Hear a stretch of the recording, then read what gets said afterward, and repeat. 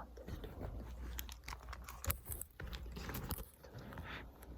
계단에서 저희 집을 보면은 이제 여기 병집 정도 오는 걸로 주방 창문이 있어요. 여기가 주방 창문 병지 정도 오는 거.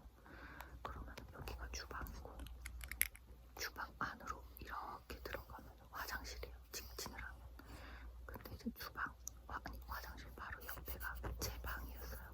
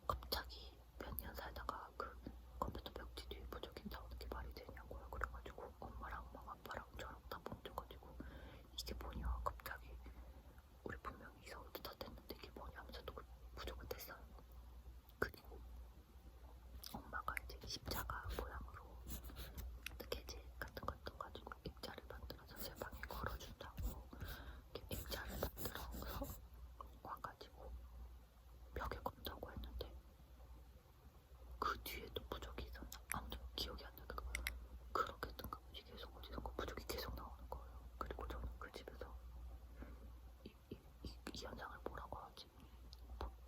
폴터가이즈 뭐 아무튼 그거 있잖아요. 뭐 사람들이 빠져나간 다음에 사물들이 그 소리를 기억하고 있다. 그래서 그 소리를 낸다고 하잖아요. 근데 저는 그 집에서 그걸 엄청 많이 느꼈어요.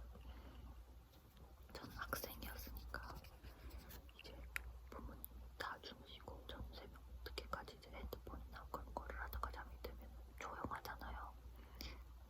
거기가 주택이어서 바퀴벌레도 나왔으니까 바퀴벌레 더듬이 이렇게 이런 긁는 소리 있어요. 벽지 긁는 소리.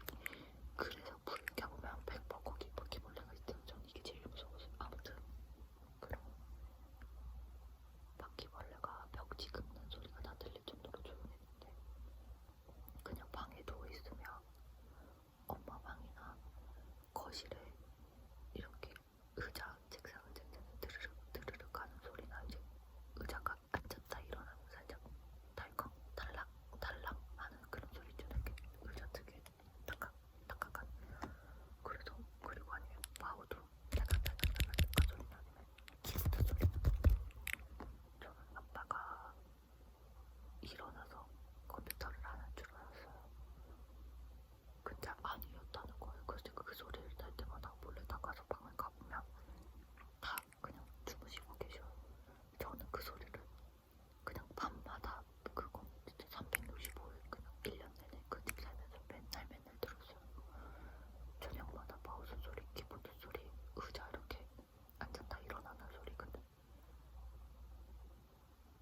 다른 집으로 이사를 가니까 그 소리가 전혀 안 들리는